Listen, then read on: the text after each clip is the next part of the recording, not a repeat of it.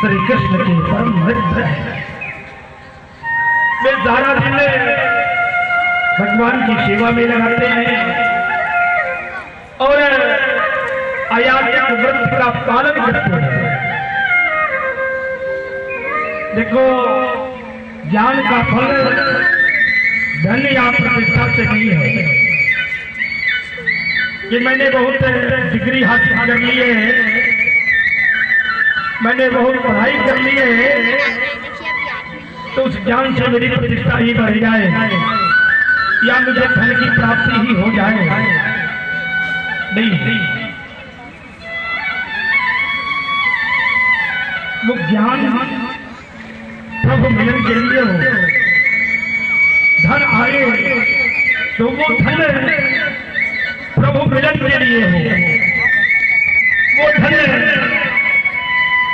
धर्म कार्यों में खर्च हो। देखो, धन की 3 गति कही गई है। धन की 3 ही गति है, दान, भोग, नाश। धन का सही उपयोग कहाँ है? ऐसे ही जगहों पे है जहाँ सर्व समाज के लिए, विश्व कल्याण के लिए कार्य किए जा रहे हो, वहाँ अपने धन को खर्च करना चाहिए।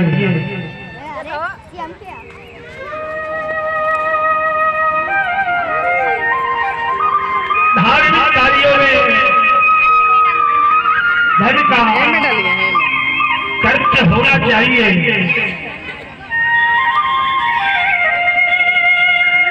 जब तक ये शरीर है, हमारे पास रखा हुआ धन तभी तक मेरा है। ये शरीर जाने के बाद वो धन मेरा नहीं है। इसलिए जो भी दान उपदान करना चाहिए, अपने हाथों से सारी क्रिया कर लेनी चाहिए, नहीं तो वो धन स्वतः नष्ट हो जाता है, किसी अन्य का हो जाता है। इधर बहुत ज्यादा अर्थोपार्जन के लिए विद्या का उपयोग नहीं करना चाहिए, ज्ञान का उपयोग नहीं करना चाहिए। जो बहुत लोग हैं झूठे बोल करके यज्ञ के नाम पे धन वसूली करते हैं, भगवान की सेवा के लिए धन वसूली करते हैं और वो धन हड़प कर जाते हैं। ऐसा कभी नहीं करना चाहिए। दूसरी चीज, अपने ज्ञान का इस्तेमाल कभी दूसरों को मूर्ख बनाने के लिए मत करो। दूसरों को मूर्ख मत बनाओ। जो ऐसा करता है, भगवान कहते कि ठीक है, इस जन्म में तो तुझे वो सब कुछ प्राप्त है, जितना बनाना है बना लो मुझे, लेकिन आगे आने वाली जो जोनी है ना, कहाँ जाकर के पड़ोगे, उसको भी ध्यान रखना।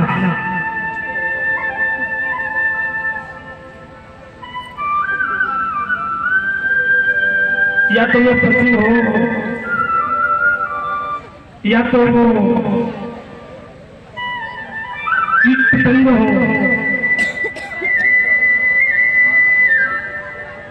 या तो वो कसाई के घर में रखने वाला बकरा की जन्म प्राप्त करता है, जो जबरदस्ती पकड़ करके काट दिया जाता है। ऐसी जोड़ियां उसे प्राप्त होती है। इसलिए अपने ज्ञान का सदुपयोग सदमार्ग के लिए रखिए।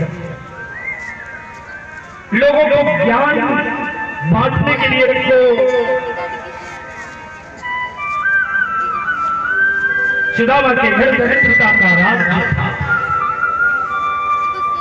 सुदामा जी अत्यंत ज्ञानी है।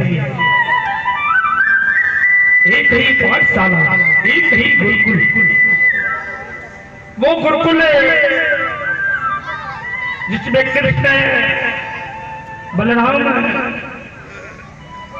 और सुदामा जी तीनों ने एक ही गुरु से ज्ञानार्जन प्राप्त करी थी। एक ही गुरु के शिष्य ही हैं और उसी शिक्षा ग्रहण के समय कृष्ण की मैत्री सुदामा जी से होती है।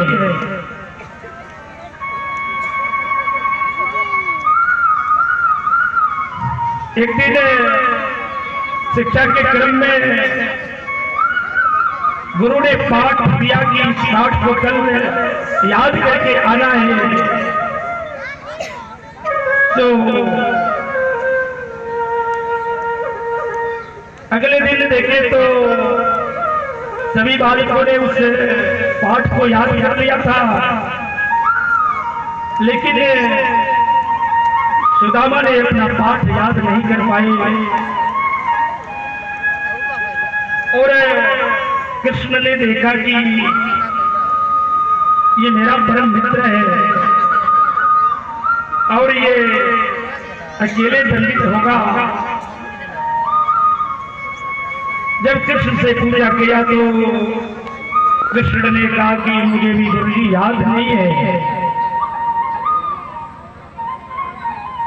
दोनों को दंड एक साथ मिला कि आज आप लोग पाठ नहीं याद किए हो। आज की व्यवस्था आप दोनों को जंगल में जाकर के होम सुविधा के लिए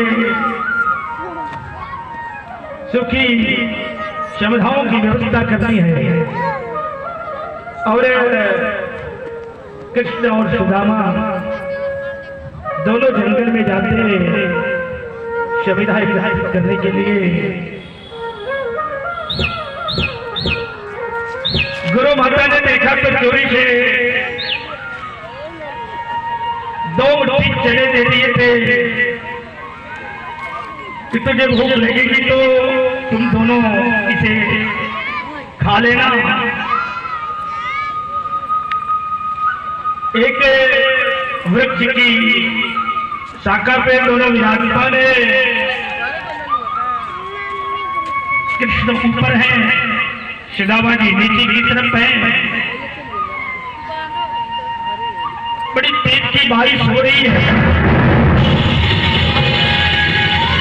उस बारिश में ठंड भी लगने लगी, चांद चमकाने लगे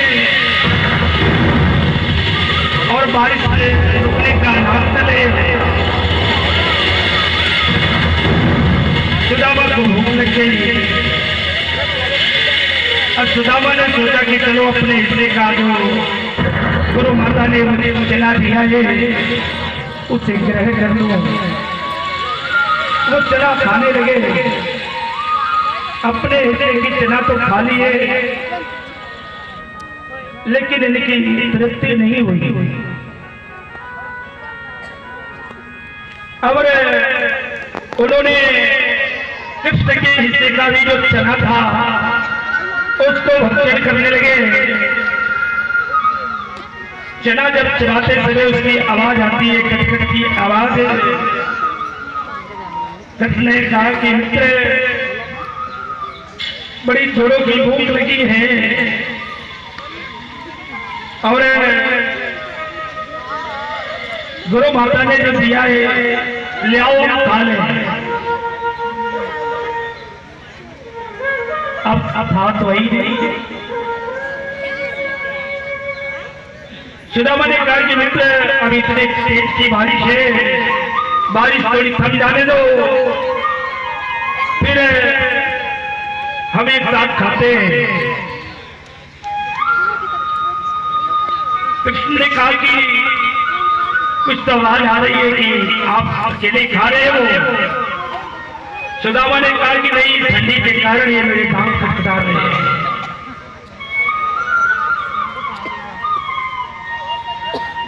और कृष्ण ने वहां को श्राप कर दिया है। देखो, दूसरे का जो भाग्य ग्रहण करता है, दूसरे का जो धन हरण करता है, या दूसरे का हिस्सा जो ग्रहण करता है, वो कहते कि जाओ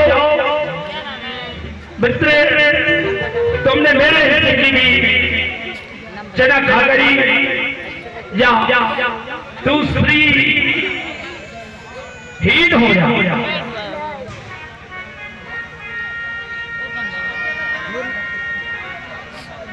और भक्त भगवान की